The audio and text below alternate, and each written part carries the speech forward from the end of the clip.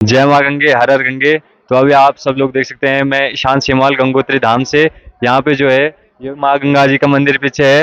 ये माँ गंगा जी जो है सतयुग में सबसे पहले इस स्थान पे उतरी थी। गंगा उतरी गंगोत्री, तब से इस पावन क्षेत्र का नाम गंगोत्री पड़ा।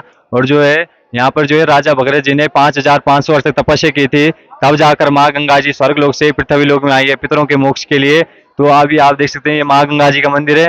इनके बाद माँ गंगा जी के मंदिर के बाद सामने प्राचीन अखंड धुना है भैरव बाबा का। ये धुना 12 महीने जलता है।